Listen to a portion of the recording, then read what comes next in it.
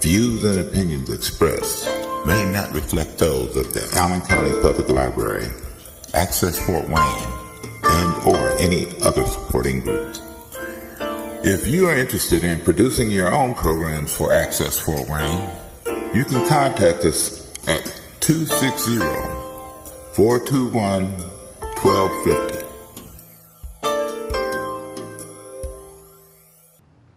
Welcome to Countyline.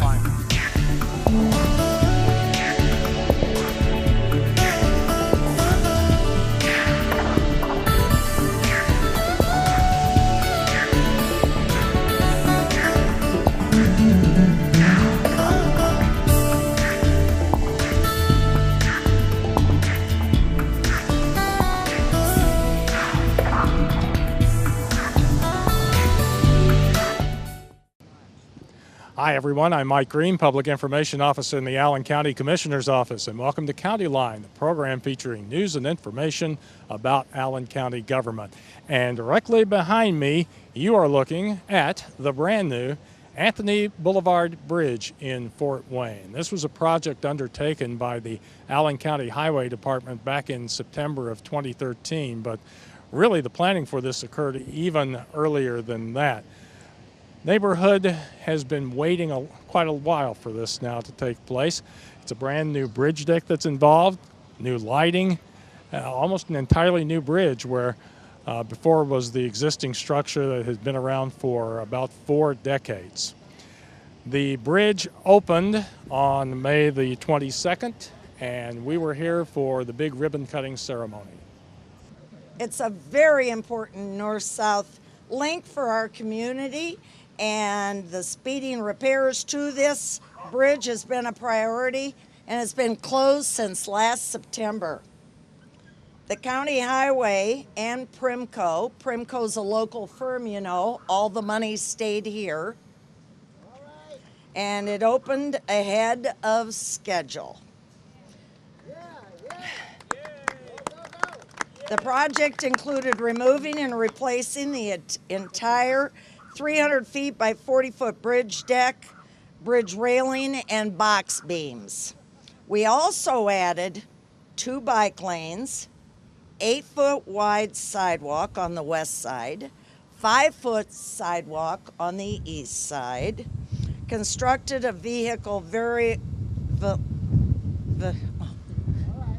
a barrier at the curb line, and put in pedestrian railing. Yeah, vehicular. And note the decorative lighting. Gorgeous lights. Beautiful for the neighborhood. Our partner at Primco submitted the low bid at $1.8 million, which was $500,000 below the estimate. That's a good thing. All these tax dollars are spent on Allen County, and they're staying in Allen County.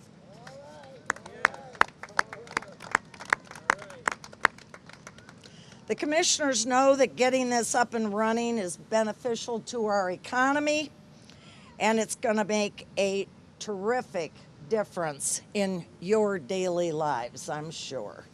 So it's with great pleasure that we're here today to have our grand opening of the Anthony Boulevard Bridge. Good job.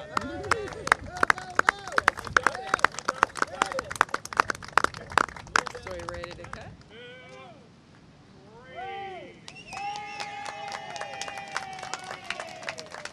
And we're joined now by Bill Hartman, the Allen County Highway Department Director. And Bill, I know you and your crew have been really looking forward to this day in particular. Yes, we have. This is a great day, great weather. We're a day ahead of schedule. We're just thrilled to death. And kind of explain for people, because I know sometimes there's some confusion. The bridge is in Fort Wayne, but it is the responsibility of the Allen County Highway Department. Yeah, the county highway maintains all the bridges in Allen County other than the ones on state routes. In other words, if it's a bridge in the Fort Wayne city limits, New Haven city limits, any other town that's involved, it's ultimately up to us to make sure the bridges are up to par, keep an eye on them, and fix them whenever necessary. Yes, sir. That's exactly right. And this was a big fix. This was nearly a $2 million fix. This was a big project. And just quickly, we've got an entirely new bridge deck that you've laid down, and the support underneath of it. There was some of that, though, that I think was still usable. Well, see, this bridge was an iron truss bridge until about 1974. It was still a state route, and in the relinquishment, why they built a temporary bridge here, because they felt, city fathers at that time felt that they wanted to build an overpass over the railroad later. Well, that didn't transpire, and sometime in the mid-'80s we rehabbed this bridge and poured new pier encasements around the piling underneath. In fact, after we did this rehabilitation of the top of the bridge, the only thing left of that temporary bridge are the piling that are encased inside, and the old stone abutments. So it's a temporary bridge that lasted for about 40, longer than you anticipated, but all things considered, it still held up well. But Right. just like anything else, over time you're going to have a deterioration, and it was through a routine inspection, I believe, that you discovered the need to really start, I guess, moving this ahead of work. Yeah, the old box beams deteriorated pretty quickly, and the old caps from the original bridge, and it was time to just redo the whole top of the bridge. And besides the new deck and the new railings that you have and everything, you've got some I call them modern amenities, I guess, but you've got bike lanes that normally you wouldn't have had before. Right. We have bike lanes. Well, there were additional travel lanes on the bridge, but working with the city traffic department, they didn't feel those were necessary anymore, so we went down to 2 lanes and put bike lanes on. And two great sidewalks. Right. Yeah, 8 feet on one side and 5 feet on the other. And I really like the lighting. I really like the lighting you guys have put in. That's a really nice touch. We cooperate. Yeah, the city folks and us work together on picking, the style of railing and the lighting, and so that it would complement the Anthony corridor here. It's a great job, great project, and I know the folks around here are really happy to see this day come. And Bill, thanks a lot for your time. We appreciate it. Great job as always. You're welcome, Mike. Thanks very much. Yep. This year, the Allen County Purdue Cooperative Extension Service Office and other extension service offices nationwide are celebrating the 100th anniversary of the signing of the Smith-Lever Act, which established the Cooperative Extension Service, a unique educational partnership between the United States Department of Agriculture and the nation's land-grant universities that extends knowledge through a state-by-state network of extension educators. For 100 years, the Smith-Lever Act has stimulated innovative research and vital programs for youth and adults through progressive information delivery systems that improved lives and shaped a nation. On May 8th, the Allen County Purdue Extension Service Office held a special ceremony celebrating 100 years of extending knowledge and changing lives. Here are some of the highlights from that event. Okay, we'd like to thank you for being here as we celebrate today. 100 years. Cooperative Extension has been around here in the United States, and we're glad that we're a part of it here within Allen County. And so to kind of give us a background for that, Ricky Kemry, our horticulturist, has put together a real short PowerPoint presentation to kind of give us the background. How did all this come about? And why are we here today to celebrate 100 years? So, Ricky? What I think is interesting is that the idea of extension began long ago. Most people that I work with and talk to don't realize that it was President Abraham Lincoln that actually came up with the idea and had legislation passed for funding for the land-grant colleges here in the United States. And land-grant colleges were interesting because at the time, the colleges that existed taught primarily law, medicine, the Ivy League colleges, and there was a need and a movement at the time from a lot of folks in the agriculture industry and from citizens themselves to provide education and research, as Lincoln called it, for the common masses.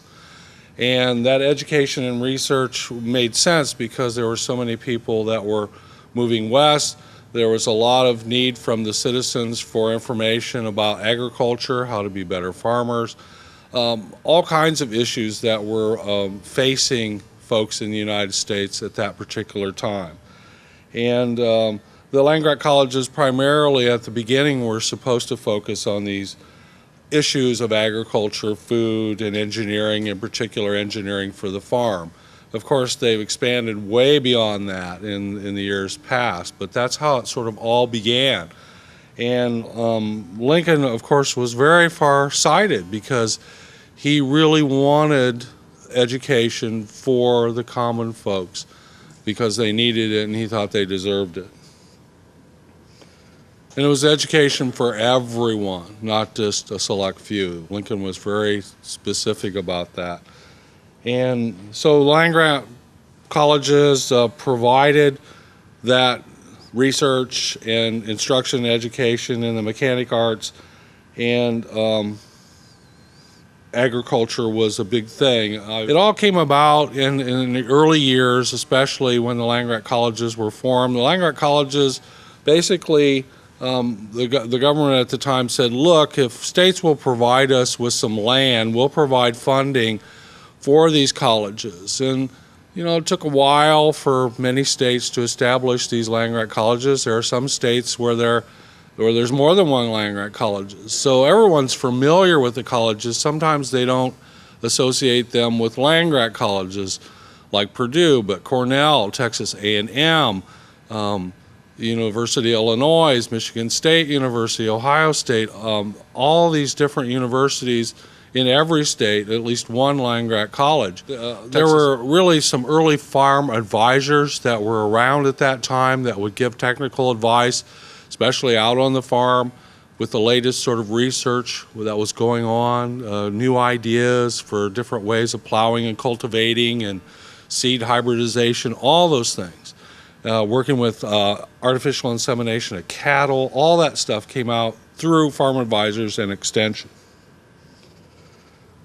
And this I found an interesting fact because unlike most of the private colleges that were around, the land-grant colleges were open to women from the very start. And there was a big emphasis, and still is, on the family. There was a need for education from the women that were at the farms, especially in fields like home preservation and canning, to make sure that that was safely done. Nutritious food, all those things. A lot of our mission hasn't changed over the years. We just do it in a lot of different ways. But that was a big emphasis, and so we still do home preservation and canning seminars. Vicki does them every year. And because there's a younger audience that still wants that information, and some of the technology has changed, so there's still a need in the community to provide that information. Well, Extension homemakers were doing that at the very beginning, and they've been doing it all these years. The beginnings of 4-H began with youth clubs that were established at the same time the land-grant colleges and afterwards in the early 1900s. And again, there was a need from the youth, and sort of the early extension saw a need for the youth to understand and go back to the farm and the families to learn how to have these different projects that involve leadership and technical information about raising animals. I mean, the early 4-H began at that time. It took a while to sort of coordinate all that into the 4-H program that exists nowadays. But again, this is 1902. And there were already youth clubs that were developing to work with farm kids. And of course, now 4-H is, it's not just always about the farm, it's about urban youth. And how do you instill these qualities of leadership, cooperation, teamwork, responsibility, not only with rural farm kids, but also with urban youth. I am very proud to be a person in Extension. One of the things 18 years ago when I started in Extension, one of the reasons why I began work in Extension was simply because I wanted to help people. And I think it's the same reason why folks get into politics and do lots of things. You want to help people. And any way that we can be assisted in that effort is good, because we're out there in the trenches. We're local people that understand local issues. We're trying to produce programs and information to address those needs so people can help themselves. And that is still our mission. We might use more technology like Sam there with his cell phones and all the Twitter stuff. I mean, that's the new extension educator. But we still meet with people face to face. At the fair, I meet with citizens every day when I'm out and about, or they come here, or people come to these gardens, or when Vicky's out and about, or when the family nutrition folks are out and about in the trenches. It's really what Extension is about. You have to be engaged with the people. You know, agriculture is one of the biggest businesses in our country. One of the largest businesses, not only in our country, but in the world. We have a responsibility to make sure that all of those who want to enter into that field of agriculture, horticulture, that they know what they're doing. If not, they'll fail, and we can't afford that. We're not only providers of food and crops to our country, but to others around the world. And what a responsibility. So to stand here today celebrating 100 years, I think is fantastic. What a statement. 100 years ago, we met the challenges that our country was facing by providing this format for education. The Smith-Lever Act being 100 years old here today officially is really a unique partnership. It's not just the county by themselves or the state by themselves or the federal government by themselves. It's a unique partnership of all three entities to support our local educational efforts with citizens, to meet those people where they're at with their needs and the education to provide them for additional information that they can truly make more informed decisions that can improve their lives. When you provide that education and help people to grow in their education, they make better informed decisions that can truly be beneficial to the community in so many ways. Yes. Many of us so often think of the extension activities as purely rural. Teach you how to raise cows and teach you how to grow corn. But as you look around and you look at their mission and their programs, you look at consumer and family sciences, you look at the economic community development, and then you look at over here at master gardener programs and youth programs and family nutritions and having healthy babies. It is all about educating the community to improve the quality of life in the community. And so we appreciate all that you do. And it's great that we've had 100 years to get to this particular point, and we look forward to 100 years moving forward. But here in Allen County, some of the key areas that we're working on and will continue on into the future as well is maintaining certification. Ricky with the turf and landscape industry provides them continuing education on a continuous basis. With our private pesticide applicator license for our ag industry, we keep them up to date as well. Even within the food industry, provide ServSafe certification so they can stay in business and serve safe food so we can go out to eat as well. And then with our youth, in order to show their livestock, they have pork quality assurance that they have to get certification in as well. Leadership skills, and that's in junior leaders through the 4-H program. That's leadership skills with our Master Gardener program, leadership skills with our Extension Homemaker program as well. As we indicated, the Family Nutrition program, providing them skills for low-cost healthy meals.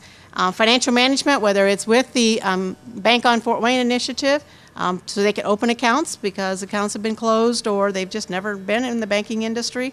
Also the tax site, we just had Money Smart Week early April to make people aware of resources in the community with that. And then also we have the diagnostic sampling here.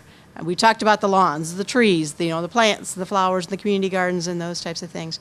Assisting those, providing soil samples as well that can be brought here for analysis. And then sustainability is another key issue. We've talked about the community gardens. We've talked about the home preservation workshops that are being done.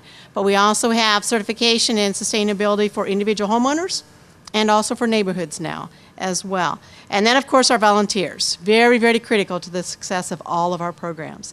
And in 2013, they contributed over 27,000 hours of volunteer time. And so when we put a dollar value to that, we're looking at over $600,000 that they've given back to the community to serve our individuals. And so 100 years, extending knowledge, changing lives. We've been there, we've done that, and we will continue on.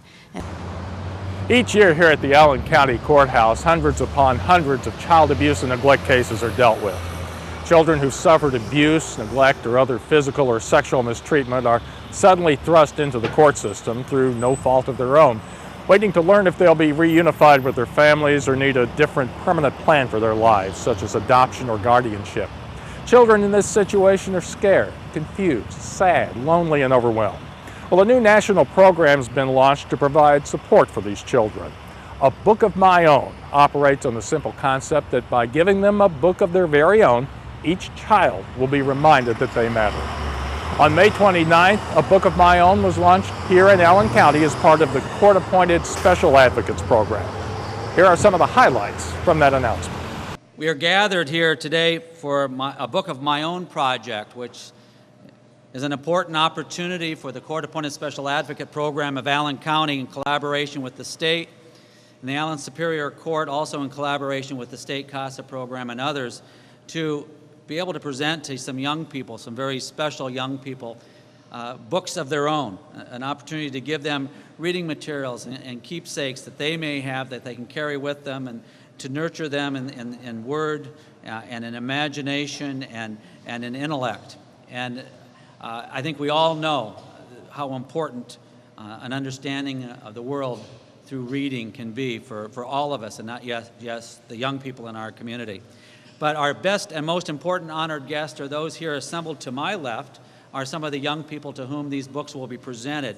So I'm going to ask those to stand so that we might greet and acknowledge all of them. I want to say, as a classroom teacher and a librarian, I really do know the importance of reading. And I want to thank the Great Kids Make Great Communities organization, the Allen County CASA, and the Justice Project for partnering together for a book of my own that's going to go to hundreds of Allen County children. So when I took office, my very, very, very first initiative was to create the Hoosier Family of Readers. And it really was all about kids identifying who is your reading family, who is going to be your family of readers. And it's caring adults. And you have to identify those caring adults, and those caring adults have to put on their shoulders the responsibility of making sure that kids read every day and know the importance of what that makes. It's bringing together coalitions all over the state of Indiana. We have partners all over the state of Indiana that are making it their job to be sure that kids get reading books, access to books, and reading activities to be sure that you have what you need to be great readers. Children, I want you to make it your business to identify your family of readers. Know those caring adults who are going to help you do that, who are going to make sure that that's part of what your life is going to be about. Many of those adults are here today, and I know you know that, so you have to take advantage of that. These books that you're going to get today belong to you, and to you only. But I want to leave you with one thing. Remember that a reader is not a person who can read. It's a person who does read. I had one poster that I put up in my library. It said 10 ways to become a better reader. Read, read, read, read, read, read, read, read. You have to do it. You have to be a good reader. So I hope that you not only have a book here that's going to be yours, but I hope that you have hundreds more that you're going to read and make it part of what you do. We're building a culture of readers here in Indiana, and I want to say thank you to everybody who organized this because that's what it's all about, making sure we're building a culture of readers in Indiana to do what you need to do. Today, I really want to thank Noah Ben-Shea and the Justice Project for these wonderful books. It's their mission to provide books to all foster children in the whole country as much as they can, especially right here now starting in Indiana. And we are really privileged that he decided to partner with Indiana and the State Office of CASA to provide as many books to as many kids as we can. It's a wonderful project and we're really grateful. And I want to tell you kids something important. Are you listening, kids? Are you listening? You gotta read. I tell my own kids this. I was once a kid just like you, all right? And I would get bored in the summers and I didn't have a dad and my mom wasn't around a lot and I didn't have a lot to do and I would get bored and so I would go to the library. And I would hang out at the library all the time, and I would just read book after book after book. And sometimes I would watch videos there, but I would mostly read books. And they would take me to foreign lands, and they would teach me about secret gardens and about the land of the really great wang doodles and about all sorts of really exciting things that you learn about in books. And they really are exciting. And if you're not sure about books, find something you're really interested in, read about it. If you like football, find football books. If you like basketball, find basketball books. There are books about everything. But you gotta read, because it's a key to your future and to a better life, and it will take you great places, just like in those books. So I want you to keep reading, because it's that important. And if you find books you like, it's fun too, and it'll make the time go by, and it'll keep you out of trouble, and it'll make you eventually have a better life. So keep reading. And thank you for all the CASAs that are here today. For those of you who might not know, court-appointed special advocates and guardian ad litems advocate for the best interest of children in court. So in child abuse and neglect cases, we advocate for the rights of children to make sure that they are represented in court. One of those most important rights that we advocate for is their educational rights, to make sure that if they need testing, they get testing, to make sure they stay in school, which is so important, guys. Stay in school, get your education. We try to make sure they get to go to college and get scholarships and just stay in school even if they have to go to different homes, that they stay in school. It's very important to stay. Superintendent Ritz reminded us how many times the most important thing is to read, read, read, read, read, and read, and read, and read. The philosopher William James says the three most important things in life are be kind, be kind, be kind. The measure of a civilization isn't classical music, and it isn't porcelain teacups. The definition of a civilization is how people with power treat people without power. There's a lot of very powerful people here today. What's more profoundly powerful about them is that they are caring. No one cares how much you know until they know how much you care. The kids today are going to get a lot of advice from different people about reading and what to do and to persevere and carry on. What I hope comes through today is there are some people here who care about you, that you matter. And that is the premise of Book of My Own. I'm the executive director of the Justice Project. Our major focus is Book of My Own. It's a very simple premise. We think that when children know that they matter, then the world around them will matter a little more. We want you to know that you matter now, you will matter down the road, and that makes a difference in our lives. And of all the things we can make in life, for all of us, why not make a difference? I want to thank you for being here today. We look forward to books that will make a difference in your lives. We've given these books to thousands of children across the United States. Our goal in the year ahead is to give these books away to 30,000 children. Let me give you the shorthand on this. There's a lot of people at state level who talk about illiteracy rates in the 3rd grade as a measure of how many prisons they're going to have to build down the road. The average person spends 5 years in prison. The cost per year is $100,000 to keep them in prison. If we spend $5,000 today to give books to 300 children, you tell me how much that is if, let's say, not 300 children have their lives changed, not 30 children have their lives changed, let's say 3 children today have their lives changed. Now you measure that of $5,000 to influence the lives of 3 children measured against the cost of 5 years times 3 at $100,000 a year, and it's $1.5 million cost down the road if we don't spend the time with our children here today. For everyone who is here today, when they ask me, Book of My Own, what difference can it make in a child's life? I ask anyone here today, is there not a time in your life, some moment, when some person who didn't even know they were an angel, and oftentimes angels don't know they are angels, is there not a time in your life when somebody, one person did one thing, said one thing to you in some way that made a difference in your life? Thank you for being here today. You make a difference in the lives of the children who are here. And children, I want you to know, it matters to us a great deal that you matter. Thank you, Lee. Important time has come up. In the past year, I promised myself to read some of the classics of fiction, some of the classics. So in the past year, I've traveled to outer space. The past year, I have been into the future. by several hundred years. In the past year, I've been 20,000 leagues under the sea. I've encountered a monster. I've seen a huge villain. I've solved multiple crimes. And I've been a pioneer in the early 16 and 1700s because my favorite author at the latter part was James Fenimore Cooper, and he's taken me multiple places across these United States, all because of books. And now, maybe you can have that same adventure by what awaits you at these tables. So I invite you, Magistrate Morgan invites you, and the Justice Project invites you to the adventure of your life. It awaits you at these tables. Come on up, kids.